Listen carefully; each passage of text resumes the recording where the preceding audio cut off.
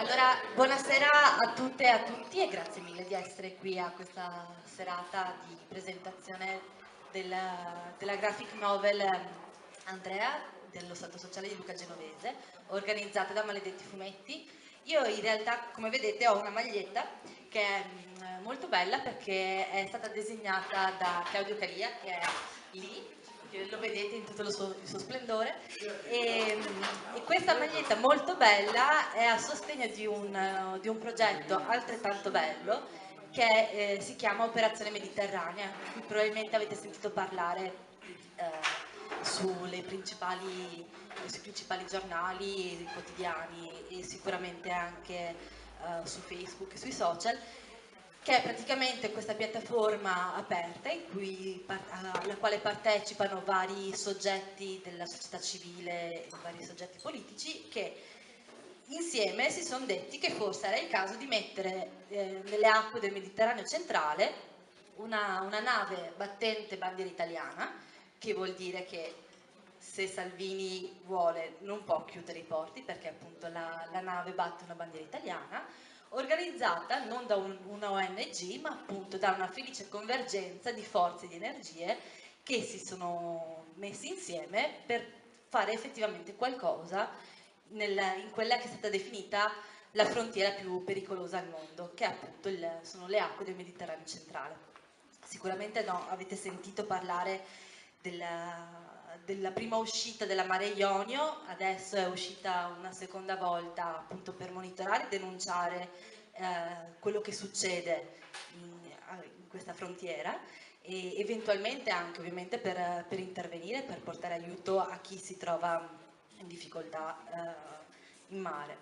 E quello che stiamo facendo, che appunto ci troviamo lì dietro, è appunto abbiamo organizzato un banchetto a favore dell'operazione con queste magliette appunto disegnate da Claudio Calia e poi trovate anche le borse disegnate da Claudio Calia vi invito insomma al di là delle borse e delle magliette che che se ovviamente volete prendere ci fate felici perché appunto è un modo per contribuire poi al crowdfunding e al finanziamento dell'operazione.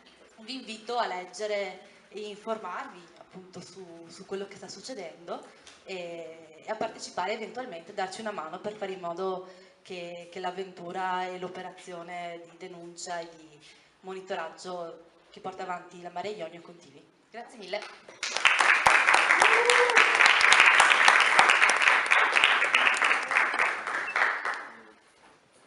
Molto bene, direi che possiamo iniziare.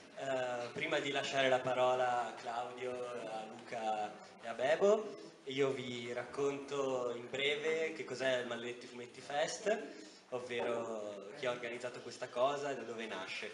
Allora, l'idea fondamentalmente è quella di cercare di portare il fumetto in luoghi in cui il fumetto non è abituato a essere di casa. Nel senso che l'idea di questo festival nasce l'anno scorso, infatti questa è la seconda edizione, e si muove su questa traiettoria qui.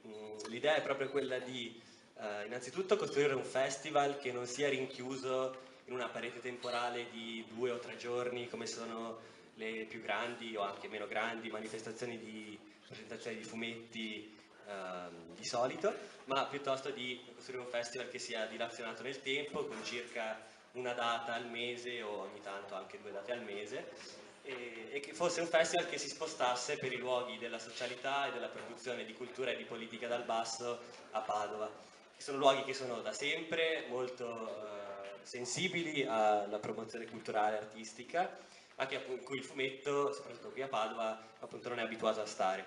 Quindi l'idea è proprio cercare di portare il fumetto fuori da quelle che sono i luoghi abituali in cui si muove, quindi le grandi fumetterie, le grandi librerie o appunto i festival più strutturati. Ci avete annunciato fuori. Dobbiamo portare fuori, ecco. Era fuori già da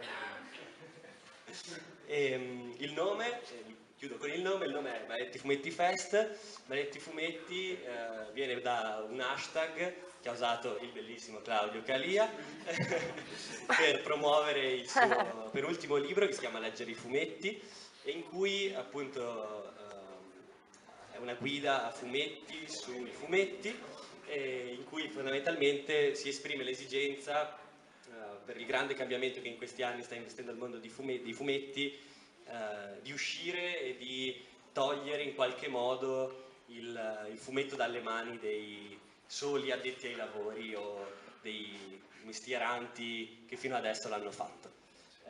Lascio adesso la parola agli autori e vi auguro una buona serata.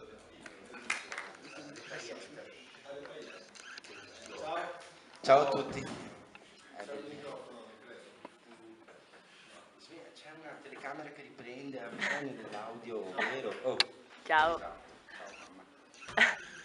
Ciao cari, grazie per essere qui. C'è anche un altro microfono. Simon Panella fa una dichiarazione importante. Vabbè, ma non dobbiamo fare un coro comunque adesso. E, va bene, io intanto le specifiche del Maledetti Fumetti Fest. Ho una sveglia che continua inspiegabilmente a suonarmi, ma muori, ok? No, muore.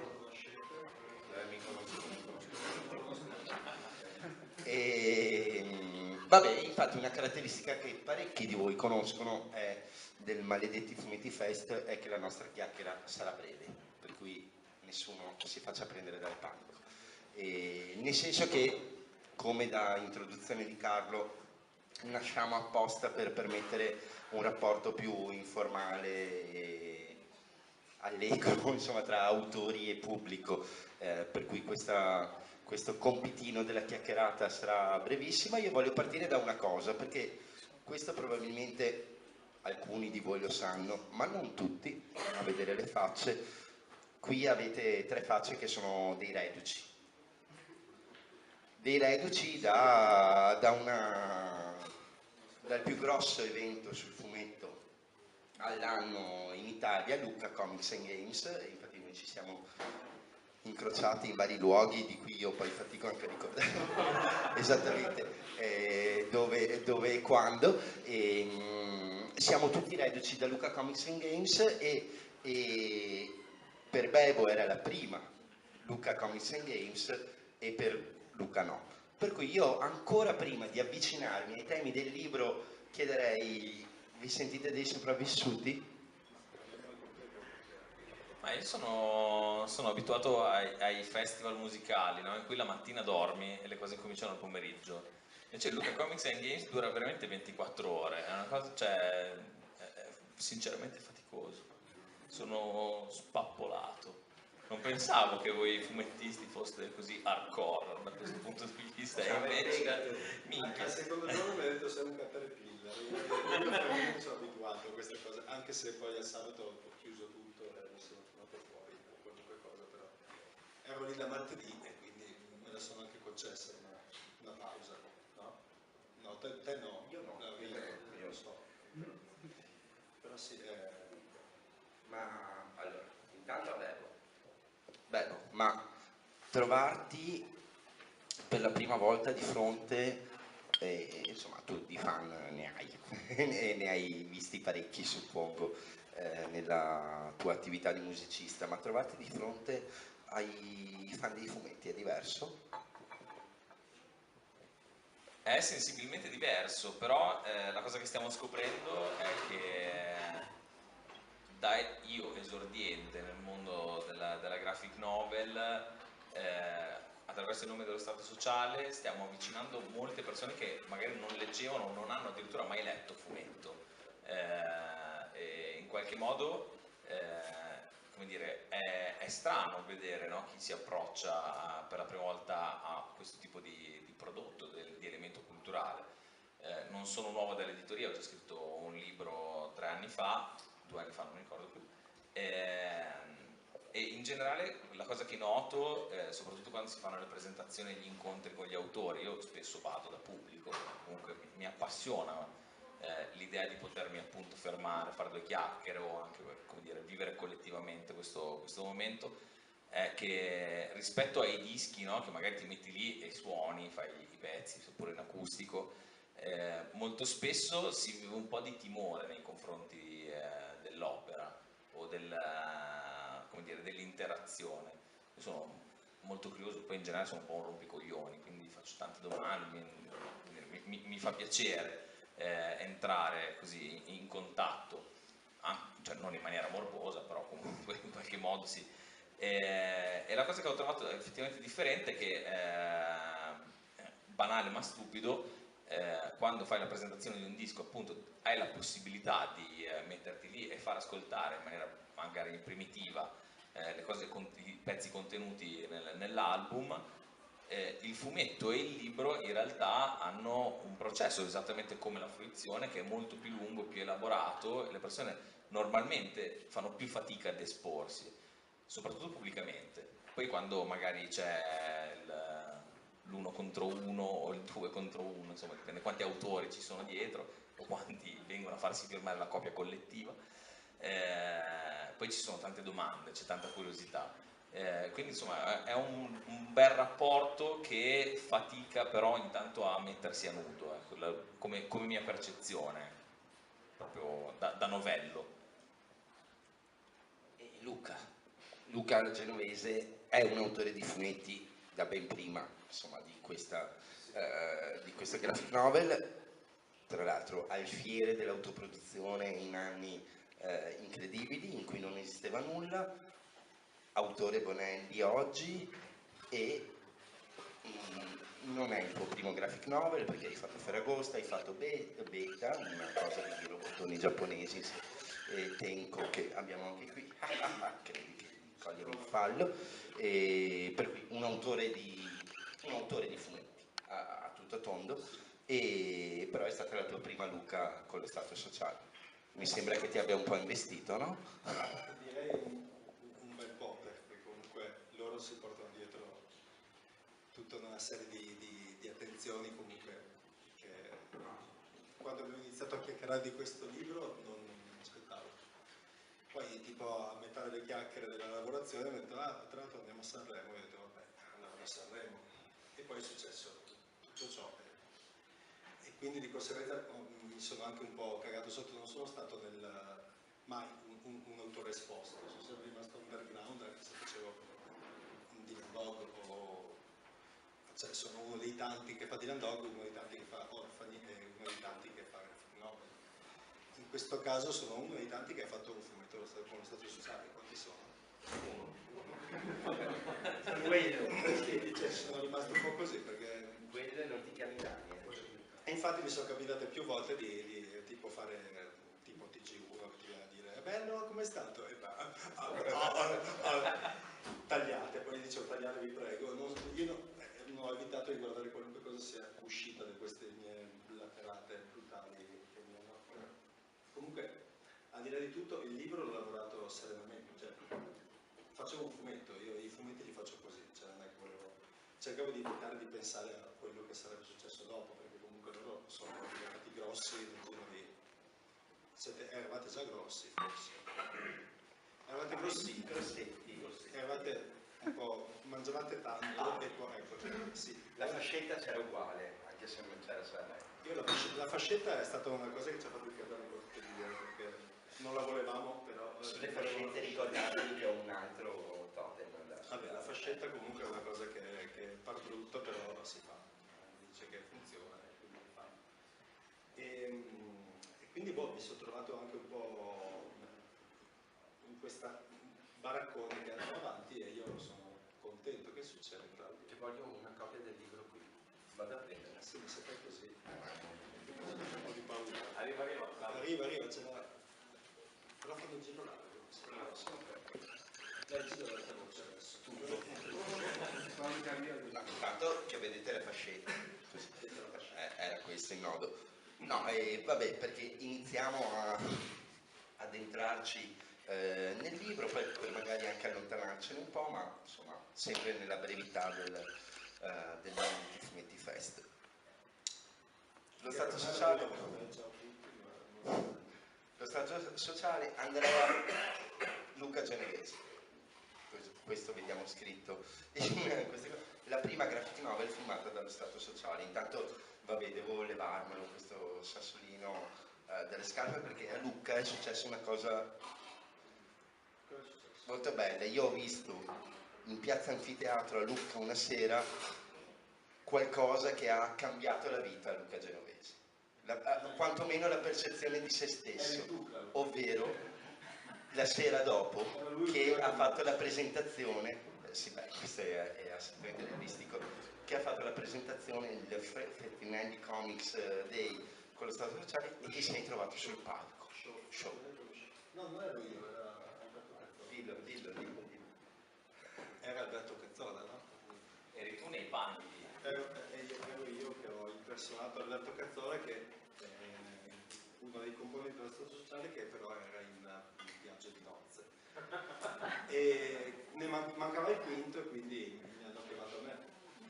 E mi hanno detto, cazzo, sei invecchiato male. E io non sapevo cosa rispondere, perché ovviamente non sono un uomo da palco e mi mettono sul palco così di punto in bianco, tra l'altro con Lodo che è comparso di colpo quando si sono aperte le tende, e io non l'avevo mai visto, se non in giro per strada o al bar, ma senza mai veramente averci a che fare. E poi ci sono scappate pure delle chiacchiere sul palco, è stato decisamente imbarazzante ma molto divertente, perché a me piace un sacco fare le figure di merda, di quelle grosse, di quelle che rimangono nella memoria delle persone, e quindi mi piace, cioè, è stata una cosa bellissima di cui non voglio avere memoria. Quindi cioè, tutti i vari video che ci sono io non voglio. La verità vera è che Luca Genovese, come tanti, dentro cova un animale da palco e non voleva più scendere. Ecco. Si trova parecchio a suo agio, dopo i primi 5 minuti di imbarazzo l'abbiamo messo a battere le mani, a far finta di fare i pezzi, di cantarli con noi, poi partecipa a uno lo conoscevo. Top. Sì, ci sono anche dei video in cui vai fuori e dici delle altre cose, no? Però era il bello di averli lì sopra, insomma. Cioè, da quel punto di vista noi, così come la presentazione di oggi, le presentazioni in generale, non abbiamo mai un mediatore, andiamo a braccio. Perché le presentazioni sono belle perché appunto c'è interazione col pubblico e cerchiamo costantemente di avercela. Ma non sta fumando, sta facendo su. E quindi anche in quell'occasione abbiamo cercato di, come dire, rovinare e abbattere il totem della marchettona, no? Potevamo andare lì a fare i pezzi, bella, oppure parlare per 10 minuti del libro. Invece io sono stato quello che non c'era. Avete esposto Luca Genovese? No, io non ero esposto, cioè dicevano ma no, Alberto è qui, quindi hanno fatto salire me al posto di Alberto e io mi sono comportato come Alberto per tutta la durata dello show, che ovviamente povero Alberto, chiedo scusa, ma quando parlavano di Luca Genovese dicevano sempre che non c'era e probabilmente nessuno che li conosce non ha idea di che cazzo gli faccia ciò. Infatti Rizzo, tipo il giorno dopo, mi ha detto secondo me metà delle persone non ha capito che effettivamente non c'eri, che gioco c'era. È quello che ci piace di più, cioè rompere il cazzo, rovinare la festa a chi fa la festa di solito, no? ci viene abbastanza bene. Però il momento centrale era questo sondaggione in cui abbiamo portato sul palco tutti gli autori Feltrinelli Comics e anche il direttore generale massimo di Feltrinelli Editore. In cui dovevano rispondere a delle domande tutti assieme spostandosi sotto la risposta, no? Era un video proiettato, tutto quanto, era una roba un po' che abbiamo rubato a una compagnia teatrale che si chiama Rimini Protocol ed è stato bello perché per noi in generale che lavoriamo in 5, 6, 7, insomma siamo veramente molto, molto ampi come collettivo. L'idea non è mai fare le superstar o andare lì a rompere il cazzo, cioè imporre il proprio metodo. Per noi le cose succedono insieme, veniamo da un'etichetta che è la nostra etichetta, ci produciamo da 10 anni autonomamente, per quanto Feltrinelli sia major, per me avere una relazione con almeno le persone con cui condivido la scrittina Feltrinelli Comics, così come condivido Garrincia Dischi, che è DIY, Feltrinelli Comics un po' meno, però almeno in quell'occasione riuscire a fare qualcosa di insieme e calare la maschera, no? Dell'artista o del fumettaro che vende milioni di copie nel caso di alcuni, è importante perché alla fine della fiera siamo dei cialtroni tutti insieme, no? Facciamo una cosa per passione e riuscire un po' a prendersi in giro, far vedere che quelle persone lì sanno anche ridere della propria professione, sanno anche ridere insieme di alcuni cliché della professione, per noi è importante, quindi al di là dei momenti, dei 2 o 3 canzoni che abbiamo fatto, c'è stata proprio una cosa collettiva che per noi è come dire, il desiderio più grande, riuscire a portare una cosa di insieme. Bene, per cui in questo percorso di avvicinamento ad Andrea, una cosa secondo me importante che loro sappiano è: ma dove vi siete incontrati voi? Io lo so, ma Non lo sai, però sì, ci siamo beccati al bar. Tra l'altro casualmente, perché io andavo ad un aperitivo, cioè, mi ha chiamato un amico, mi ha detto vieni a bere uno spritz, e al bar, in quel stesso tavolo, ho trovato lui con Stefano, c'era, e quindi niente, ci siamo trovati lì casualmente, ci siamo casualmente trovati seduti vicini e abbiamo cominciato a chiacchierare. E io ho bevuto molto più di lui, mi piace dire questa cosa perché... Ma in generale lo fai? Perché lo so, però ci tengo anche a, insomma, non citare lei, però purtroppo viene fuori anche da come sta parlando in questo momento. La giornata è stata lunga, ma vi voglio dire che è successo che abbiamo chiacchierato molto e ci siamo presi bene. Io lo conoscevo già di vista perché avevo visto una presentazione che aveva fatto Claudio al TPO del suo libro Guida ai centri sociali, sì, la tenda dei centri sociali, e lo presentavo allo Stato Sociale. E quindi l'avevo visto lui, Bebo e Albi, cioè tu, Albi e Lodo, eravate tutti e tre. Non mi ricordo. Mi sa che eravate tutti e tre. Mi ricordo il divano. Sì, Sì, era c'era un divano. simile in realtà. Anche tu ricordi poco, cioè capirai che anche voi. Succede sempre così. Sì. Tra l'altro erano libri. Erano libri, quindi direi che tutto giustificava il tutto. E, comunque a Bologna non è una città di quelle sterminate che, oh mio Dio, vedo una persona ogni morto di paura. No, funziona che ci si becca molto spesso. Tra l'altro giriamo situazioni simili, TPO, amici comuni. Abbiamo gradi di separazione che sono meno di 3, sicuramente, 2,5 saranno al massimo. Quindi ci si conosceva già, io li conoscevo già tutti quanti e anche i pezzi li conoscevo già, ma non li avevo mai effettivamente poi esperienziati, esperiti. Esperiti. Esperiti è meglio. Quindi l'ho sperato in questo aperitivo. L'esperante dietro. Se mi fai bere anche questa è meglio che finisce veramente Esperanto. Abbiamo chiacchierato del più e del meno, poi lui aveva poi questo soggetto che Albi, cioè avevamo già fatto un libro. Dillo tu che Avevamo già pubblicato per Rizzoli un libro di narrativa che si chiama Il movimento è fermo, e volevamo dargli un seguito, ma non a livello di storia, un seguito semplicemente, insomma, fare un libro nuovo, un seguito editoriale, esatto. E in quel periodo lì stavo provando a trovare qualcosa di più sostanzioso su cui lavorare e avevo proposto la storia, l'idea di Andrea, che era poco più di una pagina, ad Albi, che è il mio socio dentro lo Stato per quello che riguarda la scrittura, e mi aveva rimbalzato positivamente dicendo è una bella idea, ma non ci vedo un libro lungo, ci vedo più qualcosa di breve, diciamo medio breve.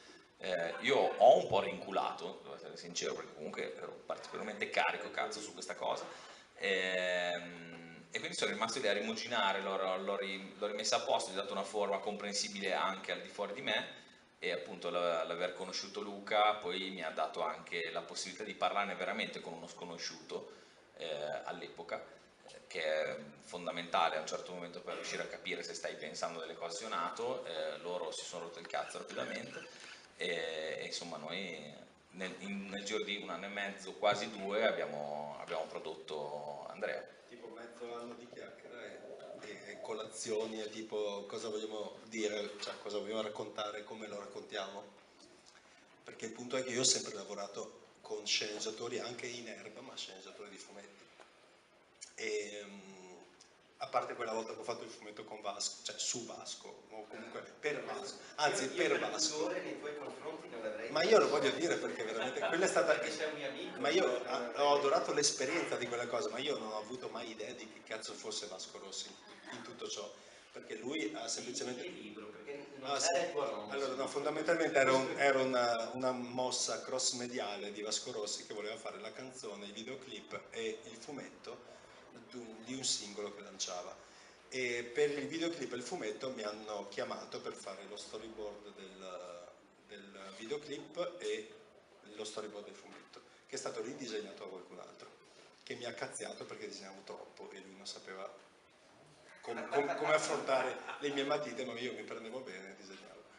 E, comunque cioè, eravamo tipo in 90 a lavorarci quella roba, cioè è stata una cosa che io mi sono divertito perché tipo quando è arrivato ha detto in diretta, tipo l'ha detto sui giornali che esiste questa cosa, quindi la possiamo fare, ma porco Giudas, scusate il Giudas, volevo dire qualcosa di molto più veneto e comunque cioè sono 5 mesi che sto disegnando sta merda, secondo te cioè, doveva arrivare lui a dire che non andava bene? Comunque è andata bene, alla fine è uscito, è stata una zozzeria, è andata via così. È stato un divertimento perché io continuo a sentire e ho coltivato dell'amicizia a quella cosa, non con Vasco. Però comunque ecco, ci avevo già messo il piedino nel mondo della grande musica. Chiedo scusa. Stiamo calmi. Mettiamo, ok, non volevo offendere nessuno. No, ecco, perché mi hai passato il soldo?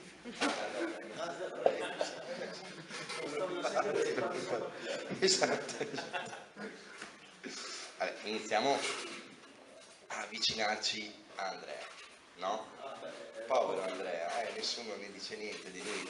Qualcuno l'ha già magari. Dai, vabbè, allora intanto voglio fare un perché io sono stato alla loro presentazione in Feltrinelli oggi pomeriggio e ho delle invidie rispetto che loro presentano, intanto non dicono un cazzo e dicono chi ha delle domande, fanno la rovescia le presentazioni come cosa. Però tra le prime domande che ponevano, che è una domanda che io mi vanto di fare sempre all'inizio dei maledetti fumetti fest, ma oggi ero spiazzato appunto da questa cosa. Quanti di voi leggono fumetti? Di più che alla Feltrinelli. Feltrinelli tutti book, così. Cioè. Faccio una domanda in più crudele, proprio così. Qualcuno di voi ha letto un fumetto di Luca Genovese, o quantomeno è consapevole di aver letto un fumetto di Luca Genovese? Massimo Zidio, grande, anche tu, e anche lui che mente con gli occhiali da sole, anche lui. Ma secondo me anche parecchi di voi non sanno di avere letto fumetti di Luca Genovese, perché poi è un casino. Tra Vasco, in cui il suo nome non c'era neanche nel colophon a fianco agli SDN come cosa, ma anche secondo me il Dylan Dog, l'Orfani, così Luca Genovese può essere capitato in mano e a vari. Però insomma vi incontrate in dei bar, che cazzo ne sai, esatto, vi incontrate al bar, ok? Al singolo bar. Feltrinelli Comics non esiste a quel punto. Quando? Sei noioso, cioè, fai parlare lo scrittore, tu disegni e basta, è un casino.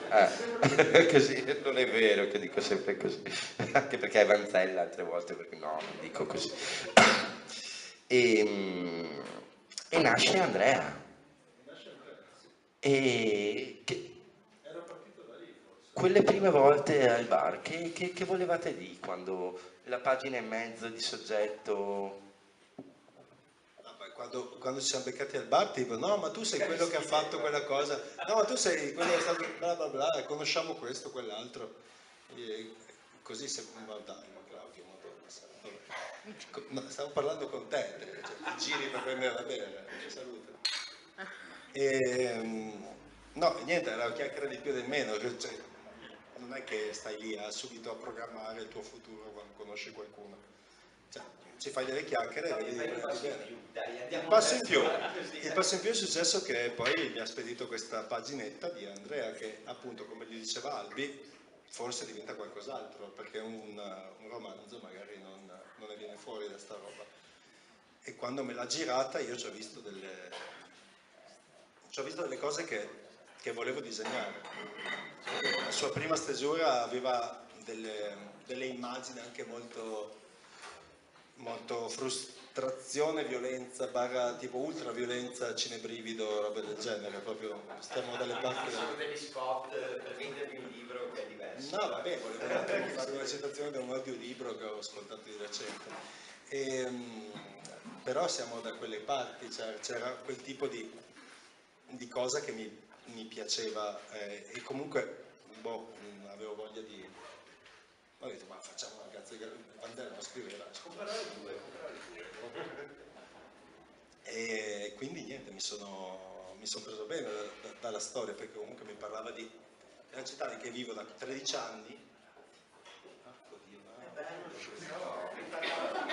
Non lo sanno loro. Ciao ragazzi, cos'è che non sapete? Di cosa parlava? Parlava di comunque lui è un bolognese di nascita e io sono un bolognese adottato da 13 anni. E ci ho visto delle cose che forse non avevo mai interiorizzato o ragionato in questo modo, cioè comunque mi parlava della città che stavo vivendo da 13 anni in un modo che un po' sentivo, cioè ho riconosciuto forse nelle immagini che mi metteva, però che vuoi, magari non ci pensi, non ci ragioni così a fondo, non ci vai così sul punto. E non solo della città, mi parlava comunque di un momento, di tante cose che io ci ho visto delle immagini, cioè ci ho visto delle cose che volevo disegnare. Cioè alla fine quando hai voglia di disegnare qualcosa, di lavorare su un fumetto è perché ci vedi delle immagini, perché hanno una storia e ci vedi delle immagini di base, cioè c'hai voglia di dire ok, questa cosa la visualizzo, quindi la posso disegnare. Io parlo da disegnatore, ho voglia cioè questa cosa mi torna, cioè saprei come strutturare questa cosa. Però era solo una paginetta con delle immagini che io avevo in mente. Poi ci siamo beccati, mi ha fatto leggere il movimento fermo, ho capito il tipo di ritmo che c'aveva, di narrazione che c'aveva lui poi, perché sapevo che aveva scritto lui anche. E quindi ho capito questo tipo di ritmo, questo tipo di immaginario che c'aveva, questo tipo di storytelling all'interno che non si può dire storytelling senza il fumetto, si può dire, quello aveva uno storytelling che io sapevo tradurre a fumetti, quindi andiamo, facciamolo, cioè tutto qui, è venuta fuori sta roba. Sì, per rispondere alla tua domanda, quando ci siamo beccati al bar, prima di iniziare a scrivere, abbiamo principalmente condiviso letture, ascolti, che bello andare a mangiare qua, senti che buono questo vino, quante altri spritz, pago io, paghi tu. Di solito era questa la formula. Sì, abbiamo basato tutto quanto sull'interazione, proprio da Braga, diremo a Bologna. Cioè abbiamo proprio parlato del becero, dopo 5-6 mesi di confronti sullo schifo che facciamo, abbiamo cominciato a produrre. Allora a me di solito capita che quando presento dei libri qui al Maledetti Fumetti Fest me li tengo apposta me li leggo il giorno prima, tipo, no? Come cosa. Con voi invece no, questo non ce l'ho ancora. Questo qui io in realtà l'ho letto in un'anteprima mandatomi da Luca un mesetto fa, sì, per cui non ho finito i libri che oggi potete trovare qui per farvi fare identiche copie, sono arrivati questa mattina e per cui è un po' diverso, però ho anche un rapporto con la mia memoria, come tu sai, che è molto difficoltoso, però anche c'è un casino su questo libro qui, nel senso che è difficile parlarne senza fare spoiler, sbaglio? Cioè io mi sento incredibilmente a disagio con questa cosa qui, perché ho anche un ricordo vivo della storia che però non è illo e il mondo sarà meglio perché quel coccodrillo non c'è più come cosa, per cui sono veramente in difficoltà a raccontarne in termini, nel senso per cui e non voglio fare spoiler eccessivi, anche perché alcuni dati fondamentali per capire la storia arrivano pure avanti leggendolo, no? Cioè, per cui non mi sento, per cui voi due, il disegnatore e lo scrittore, spiegate cos'è l'Andrea, no spoiler, e a modo vostro, in poche parole. Sarò breve. No, appunto, non è un fumetto tradizionale, nel senso che non raccontiamo un personaggio, come dire, di quelli già strutturati che ti puoi raccontare un episodio della sua vita. È l'episodio di una vita di un tizio che non conosci. Quindi, bene o male, dobbiamo anche raccontare in quell'episodio un personaggio che tu non hai idea di chi cazzo sia. C'è la sua faccia e il suo nome in copertina, dice ok, io sto prendendo Andrea. Apri e tu conosci Andrea. E dall'inizio alla fine tu conosci questo personaggio che non ha cioè non esiste prima e dopo di questa storia. Esisterà magari se ci vuoi immaginare tu come va avanti, però ti raccontiamo che cosa è successo a lui prima e possiamo suggerirti che cosa gli succederà dopo, però non è l'intento è quello, raccontiamo un momento della sua vita, ti raccontiamo anche un po' chi è, però effettivamente non è un personaggio, non è che dici Peter Parker, Cazzo Topolino, che sono la stessa cosa. E quindi siamo da... cosa? Era un ceffone simbolico, ok. E siamo dalle parti di un personaggio di fiction, però non abbiamo strutturato proprio perché non cercavo uno sceneggiatore per fare un tipo di narrazione del genere, che è un po', non è un fumetto come quelli che ti aspetti di fumetto. Si può dire fumetto al quadrato, fumetto. Fumetto impotente. La radice. Una radice di fumetto è fumettino. Cos'è? Fumetto, tazzo. È un fumetto che prende... Io ho avuto delle ispirazioni già ho letto 10 anni fa questo fumetto, mi sa che era 10 anni fa che è uscito. Comunque io sono un lettore di gialli, mi piacciono un sacco i gialli. Mi piace Fred Vargas e aveva fatto un fumetto che si chiama I Quattro Fiumi con Baudouin, che è stato suo amante, marito, non ho capito un cazzo del gossip, però e siamo dalle parti che lui è un grandissimo fumettista e artista e hanno fatto un fumetto della serie di Adamsberg, che è un personaggio della Vargas molto noto, anche se a me piacciono di più i tre evangelisti. Quando ho visto il fumetto della Vargas disegnato, cioè scusa, il fumetto della Vargas effettivamente va bene così dirlo, sono rimasto flashato perché lo leggevo esattamente come un romanzo della Vargas, ma c'erano i fumetti in mezzo e io non capivo qual era il confine tra le due cose. E questa cosa mi ha completamente proprio fatto impazzire e ho detto prima o poi voglio fare un fumetto dove effettivamente ci vuole del racconto sotto, non dello sceneggiatore dei fumetti, perché lo sceneggiatore dei fumetti ti scrive una pagina di fumetto, quando ti dice questa scena sta in 5 pagine e succede questo, questo, quell'altro in ogni pagina. Questo è uno sceneggiatore dei fumetti. Dice che all'americana funziona di più, non ho mai lavorato con gli americani tipo quelli di supereroi, però di solito scrivono sulle pagine che tu li disegni, da quello che ho capito.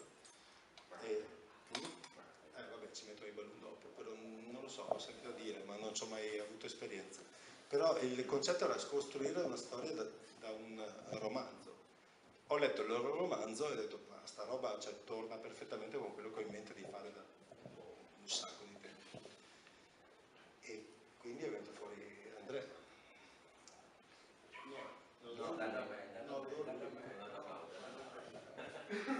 Ma no, perché mi si attacca a qualcosa di cui abbiamo già parlato, nel senso che quando io ho letto Andrea un mese fa, cioè in realtà perché poi tutto è stato molto stretto da quando mi hai mandato quel PDF alla fine, quel PDF incompleto alla fine del libro, una delle prime cose che gli ho detto, tra l'altro anche capendo questa cosa della fonte Baudouin, Vargas, eccetera, lo definì e senza assolutamente offesa, anzi quasi come un complimento, la versione a fumetti di un romanzo che non c'è. E il romanzo l'hai scritto tu. Tomò. Guarda, il mio cruccio da scrittore, per quanto veramente sono un novello dell'editoria, comunque scrivo da quando sono un ragazzino e il mio sogno è essere uno scrittore, insomma, poter campare in qualche maniera di questo. E il mio grande pallino dal punto di vista della narrativa negli ultimi 10 anni è Carver, e in qualche maniera già dalle prime volte che ne parlavamo di quest'idea era un nome che veniva fuori spesso, soprattutto nelle vaghe indicazioni che potevo dare a Luca, perché davvero da questo punto di vista mi sono sempre tenuto, come dire, largo, non volevo condizionare, comunque è una persona che già conoscevo nel lavoro e di cui mi fidavo. Per me lo scrivere, soprattutto lo scrivere Andrea, come insegnamento è quello carveriano, cioè non sappiamo perché questa persona si è buttata dalla finestra, non sappiamo se sopravviverà, quello che ci interessa è il mentre cade. E l'idea di Andrea è proprio quello lì. Entriamo a un certo momento nella vita di un personaggio che poi, come, insomma, ripeto spesso, è un normalone, è proprio un uomo qualunque, un uomo tranquillo, e vediamo cosa gli succede nel frattempo. Poi è chiaro che, come dire, il formato del romanzo, che sia a fumetti o non sia a fumetti, in qualche maniera poi ti richiede di andare verso una conclusione. All'inizio appunto l'idea era quella di una cosa un po' ultraviolenza, in cui Andrea spaccava il mondo, uccideva, faceva, insomma ce n'era molto e non aveva senso, perché in realtà quando l'abbiamo fatto vivere abbiamo scoperto che Andrea aveva delle altre possibilità, aveva un altro tipo di potenziale, e appunto il finale, contrariamente a quello che è l'insegnamento, no? Prima scrivi il finale di un giallo, di qualsiasi cosa, poi riparti. Noi non abbiamo mai pensato al finale, anzi ne avevamo 3 o 4 diversi, li abbiamo cassati e siamo andati verso, come dire, la valutazione tale per cui Andrea finisce non in maniera aperta del tutto, ma dando finalmente quel respiro che per 120 pagine manca. Cioè per 120 pagine ti bombardiamo di informazioni, cioè devi stare aderente a quello che ti diciamo noi, no? Sul finale, dopo che hai seguito tutta la parabola, finalmente lettore, fallo tuo questo lavoro, perché a un certo momento io credo che anche l'autore debba farsi da parte e concedere l'appropriazione da parte di chi ne usufruisce.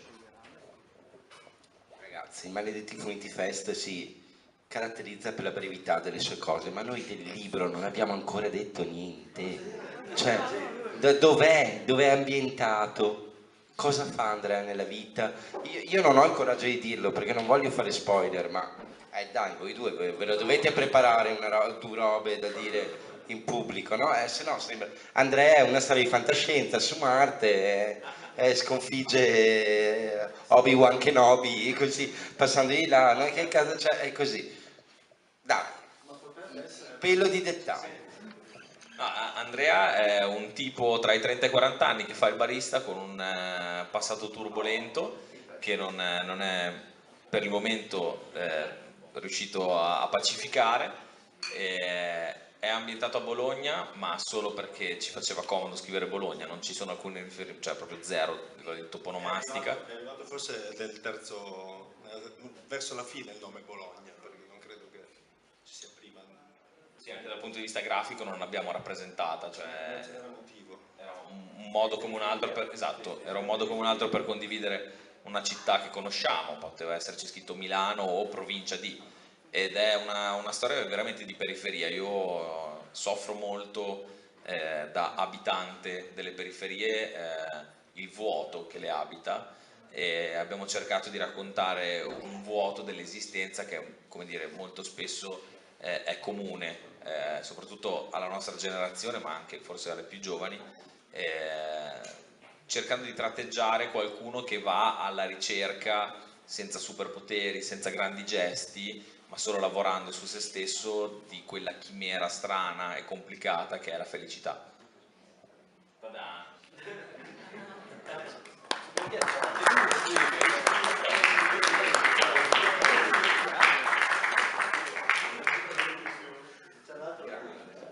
Infatti chiuderei qui, cioè non so, chiuderei qui. E infatti cioè, dovevi rispondere, dovevi prendere la palla al balzo e faccio, madonna. No, questa non si può, te la faccio apposta. Allora, secondo me ci stiamo vivamente avvicinando alla chiusura di questa cosa, nel senso che poi appunto manterremo un clima. Mi dicono dalla regia di ricordare che alla fine della presentazione ci sarà il firmacopie, per cui loro saranno ancora sacrificabili, esatto, firmacopie e un'informalità delle chiacchiere migliore di questa da palco, firmacopie, birrette, il Bioslav è qui a disposizione e siamo tutti felici. Per cui per chiudere che vi chiedo a voi due ceffi? No, perché poi mi ci parlate di una marea di robe che non c'entrano un cazzo, no? Vero? Vero? Non è un sospetto, no? Cioè, mi sembra, ve lo chiedono davanti a una birra, i progetti futuri, no? Giusto? Sbaglio tantissimo in questa cosa? Ma sbaglio sempre. Perché l'avete firmato lo Stato sociale? Bella domanda. No, la sapevi da subito. Lo sapevo da subito, ma ho scoperto il perché aveva senso questa cosa. Perché io in realtà, conoscendo tutti gli altri sempre di vista, beccandoli e in pizzeria e al Greco, insomma, una volta ho beccato Lodo al Greco, ho beccato in pizzeria Zapap, Checco e Albi, ho beccato te e gli altri alla presentazione tua, cioè li conoscevo, magari anche due chiacchiere, ciao ciao. Ho lavorato più con Bebo, ma poi conoscendoli poi tutti quanti in questi, più che altro questi giorni, quando si sono poi tutti riuniti, perché dopo il delirio, ho capito che effettivamente sono una cosa che ragiona da sola e ha avuto anche tutto un suo senso, cioè il fatto che lui mi diceva no ma ne parlo con i ragazzi e siamo d'accordo, io mi fidavo, cioè, perché a un certo punto ho a che fare con lui scrive e io mi fido. Quando mi dice ciò che fare con i ragazzi mi fido e poi dopo li conosco e capisco che effettivamente c'è un clima non so, se una cosa sola quasi, cioè, è stato solo una roba sola di 5 teste che sono tutte diverse, però funzionano da sole e io ci ho messo una pietra sopra, non so come dire, cioè, avevo questa robetta che mi stava sospesa, ci ho messo una pietra sopra, scusa. È la prima volta che lo scopro, non lo sapevo prima. Cioè, lo scopro che me lo racconta, insomma. No, viene fatto perché comunque gli altri 4 Regaz sono veramente il mio costante confronto. Sono veramente i primi a cui facevo leggere le cose, i primi a cui ho parlato dell'idea, i primi a cui mandavo le bozze, i primi a cui confesso le mie paure, il bisogno di provare a lavorare su qualcosa di diverso, perché io credo che comunque abbiamo delle capacità, come dire, un po' più strutturate al di fuori anche della musica e ci piace provare ad andare su altri ambienti. Quindi prima ancora di mandare in redazione l'avanzamento dei lavori lo mandavo agli altri 4, 5 con Matteo in realtà, perché poi alla fine della fiera siamo un po' più di 5. E per noi quello che è importante è riuscire a mantenere il nome collettivo laddove c'è davvero un lavoro collettivo e ci sono delle tematiche collettive che fanno parte di una grammatica un po' più ampia magari, che ha a che fare con le canzoni, con in questo caso il graphic novel, un romanzo, il teatro anche, ci occupiamo anche di quello, insomma. Per noi è, come dire, mettere le cose dentro una casa, quando il pensiero può stare dentro questa casa e la casa dà, come dire, sostegno, struttura, aiuto a una delle idee, ci piace portare avanti il nome, anche perché poi faccio una confessione, visto che siamo a un festival di maledetti fumetti. Io non ho mai sopportato i supereroi all'americana, no? Che li ho sempre trovati, come dico spesso, dei cagoni. Basta, chiudiamo No, il supereroe è quello lì con nome, cognome, costume alle volte, no? Fa tutto lui, bravo solo lui. Sto cazzo di supereroe. A me piace l'idea che ci sia un nome che non è Alberto, Lodo, Albi, che cioè è un nome collettivo dentro ci potremmo essere in 100 magari, o anche solo uno come questa volta. Quella piccola distruzione dell'ego dell'uno in favore di un lavoro collettivo per me è molto importante. Mi permetto di dire che la storia del fumetto è lastricata di autori che non hanno avuto il loro nome, no, nelle pubblicazioni, per cui è un casino, no? Cioè, come cosa? No, vabbè, appunto. Ma qui al BIOS ci siamo già capitati sul nerdismo. No, con Barilli, Civil War, cose brutte, cose che non si possono dire. Ultima dichiarazione, perché io mi sono anche, cioè è da ore che sono in giro con questi ragazzi e ho già visto la presentazione alla Feltrinelli e c'è una cosa figa che l'ha detta Luca Genovese, per cui facciamola ridire. La confezione in sto cazzo di fumetto, cazzo, si rovina subito. Diglielo che la copertina diventerà bianca tra 2 mesi. Lo tratta male perché effettivamente abbiamo scelto una cosa che si deteriora. Cioè, a me, uno dei miei grossi più grandi desideri è un lettore, sì, parole mie, sono due, negli spazi in qualche modo, negli spazi tra i diti ci vedete due parole che sono... Okay. Al settimo giorno Luca Genovese è alla Perché questa scelta della carta e della confezione Luca Genovese? Grazie Claudio della domanda. Allora, ti volevo rispondere con sincerità. Com'era la domanda? Però il concetto è che ci piace mandare a puttane le cose di base. Come siamo capacissimi così a braccio, viene facile, però è una cosa che si espera, come ho sperato Alberto. Claudio, io vado a braccio, mi ricordo cosa ho detto 2 ore fa, secondo te? Cioè, pazienza.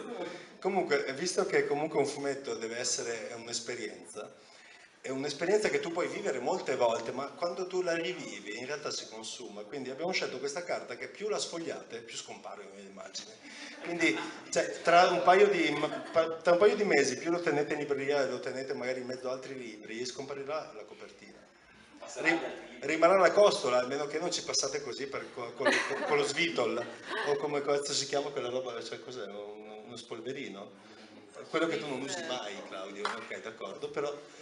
E anche le pagine, se le lasciate troppo attaccate l'una all'altra, succede che si consumano, quindi dovete sempre tenerle aperte, giorno per giorno, tipo che oggi apro pagina questa, poi il giorno dopo quell'altra, e le leggete lentamente, non ci sono i numeri. Esatto, dovete portarlo fuori e prendere aria regolarmente e farlo pisciare. Però se l'aereo non se l'ha comprato, la via Feltrinelli. Tutto in internet, ciao Tito. Ciao Tito. No, il punto è che comunque sono belle le cose che si consumano quando le usi, come la vita e come le birre. Salute. Come mi consumo quando mi usi? Mi stai usando?